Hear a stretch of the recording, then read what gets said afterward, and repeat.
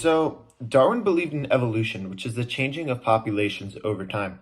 Darwin believed that natural selection was the driving force for evolution. Natural selection simply refers to individuals that have traits that suit the environment best will have a higher fitness. Fitness means surviving and reproducing. Therefore, the ones with better traits will be the ones reproducing and passing their traits into a population. Over time, the population will evolve, not the individual. Darwin believed that favorable traits will increase over time and that unfavorable traits will decrease over time.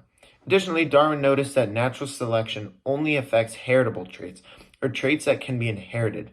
This makes sense, as if a trait couldn't be passed down, how could it increase over time in a population? And the third observation that Darwin made was that the most favorable traits are dependent to the environment. A dark blue coloration for a fish in a dark blue pond might be one of the best traits for that environment, but a dark blue coloration for a fish in a green pond is likely not. So, evidence for evolution. Evolution is supported by 4 key pieces of evidence. One of them is direct observation, homology, the fossil record, and biogeography. Direct observation involves witnessing evolutionary changes in real time, such as bacteria developing antibiotic resistance. Homology reveals structural similarities between different species, suggesting shared ancestry. The fossil record provides evidence of past life forms and evolutionary transitions. Biogeography studies the distribution of species, offering insights into their evolutionary history and adaptation to various environments. Alright, so as I previously said, the individual is not evolving, rather the population, which is a group of the same species living in the same place at the same time. In a population, there's a gene pool, which are, as the name suggests, a total collection of the genes in a population. I'm not going to go over the Hardy-Weinberg equation. If you are struggling with that, the Amoeba Sisters make a great video. But if a population is in Hardy-Weinberg equilibrium, that just means that they are not evolving. Alright, so variation within population is a fundamental aspect of biology, which encompasses a range of characteristics and patterns. So quantized characteristics are traits that can be measured along a continuous scale, such as height or weight, allowing for precise quantification.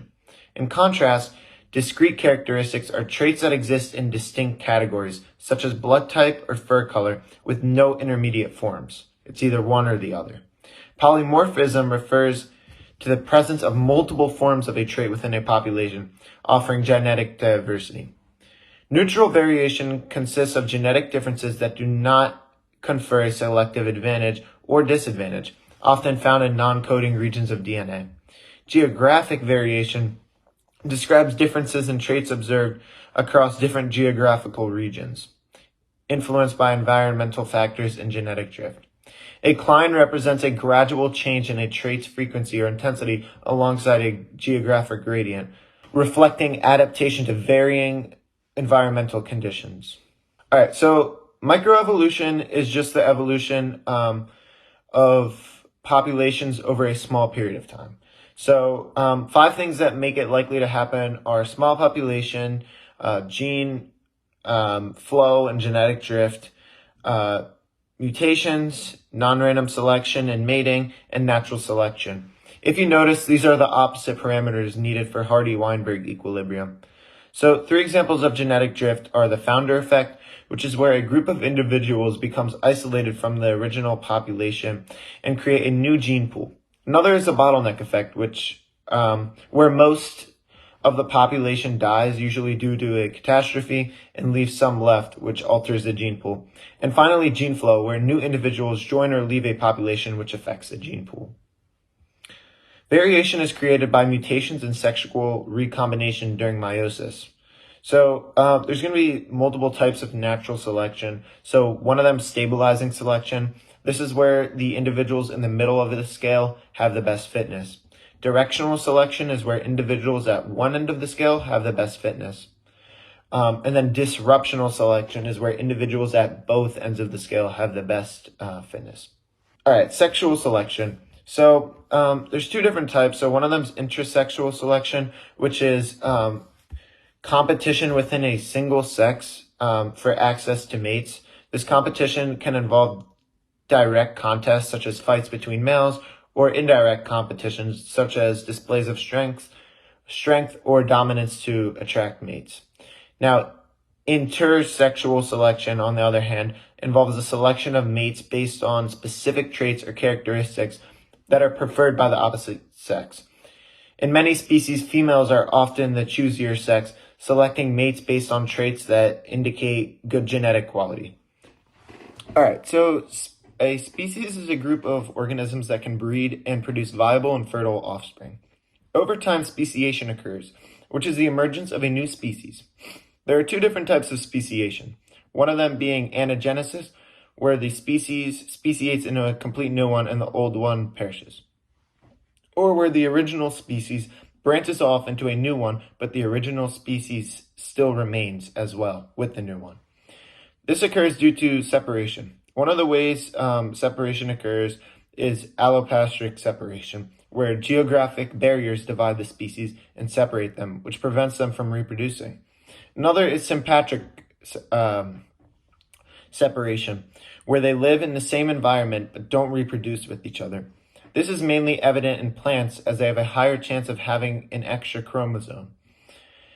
If one has an extra chromosome, it can live in the same area as the ones with normal amounts, yet still be separated from reproducing. This is known as polyploidy, where a plant might have an extra chromosome, or any organism. And it's caused by an error in meiosis. Species cannot produce viable and fertile offspring with another species for two reasons. One of them is prezygotic barriers, so temporal isolation, which includes different mating times, mechanical isolation, where there's differences in the two animals' compatible body parts. Then there's geographic isolation, where a geographic barrier divides the two groups and prevents them from reproducing. And then there's behavioral isolation, where there are different rituals and behavior between the two species. And then gametic isolation, where the gametes don't fuse together even if they come in contact. Postzygotic barriers include hybrid inviability, where the offspring of the two species that mated will die immediately, or hybrid sterility, where the offspring of the two species that mated cannot produce offspring, or it's not fertile. So two models describe the speciation process, one of which being the gradualism model, where the process occurs constantly and in small chunks, or the punctuated equilibrium model, which believes that speciation is somewhat constant until a disaster hits, which causes a spurt in speciation.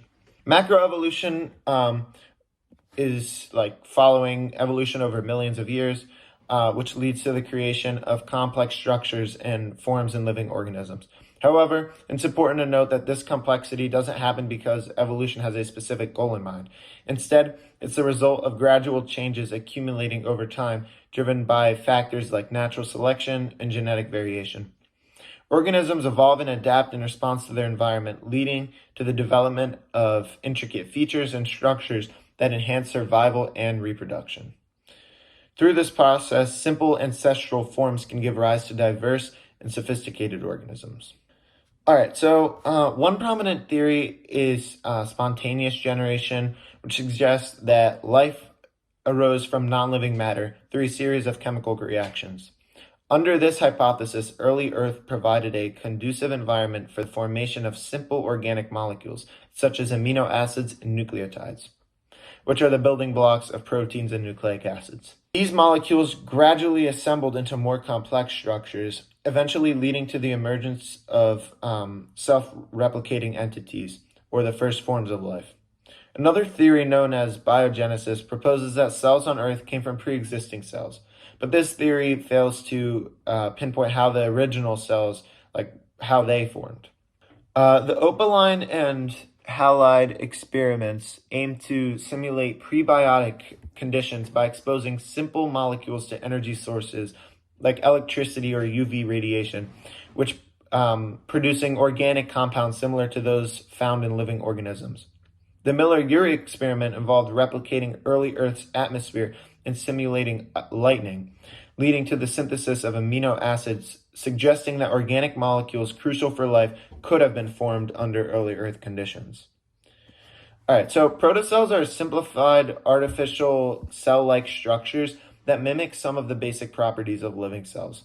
They're typically composed of simple lipid membranes enclosing various molecules, such as nucleic acids or enzymes, and can exhibit functions like metabolism or self-assembly.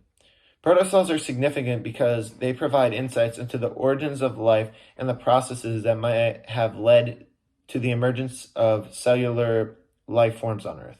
So let's go into how life on Earth progressed. So let's start with the emergence of simple prokaryotic organisms such as bacteria and archaea, which was around 3.5 billion years ago during the Precambrian era. The oxygen revolution, which occurred approximately 2.5 billion years ago, led to the accumulation of oxygen in the atmosphere due to photosynthetic activity by cyanobacteria, paving the way for the development of more complex life forms. So endosymbiosis played a crucial role in the evolution of eukaryotic cells, with the mitochondria and chloroplasts believed to have originated from ancient prokaryotic organisms that were engulfed by ancestral eukaryotic cells. The rise of multicellular eukaryotes occurred during the Precambrian era and continued into the Cambrian period, around 541 million years ago, marking the explosive diversification of life known as the Cambrian explosion. This period also saw the colonization of land by early plants and animals, making a significant transition into the history of life on Earth. So the concept of snowball Earth suggests that the planet experienced extreme glaciation events, possibly contributing to the evolution and diversification of life forms. All right, so phylogeny is the study of evolutionary relationships among organisms. Systematics guide us in organizing this vast array of life forms into a cohesive framework based on their evolutionary connections. At the heart of the framework lies clades, which represent groups of organisms sharing a common ancestor and all of its descendants. Visualizing these relationships is made possible through cladograms, or diagrams illustrating branching patterns of evolution.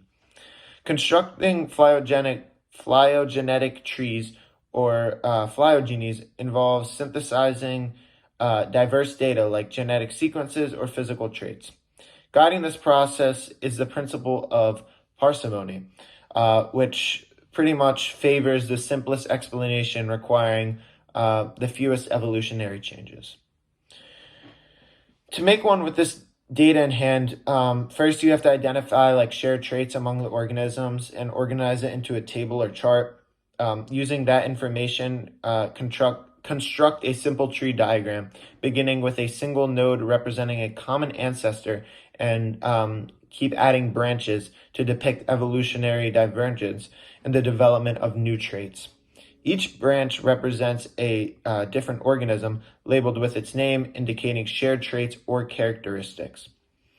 Oftentimes, an outgroup will be included, which will share a common ancestor, but doesn't have any traits with the organisms listed.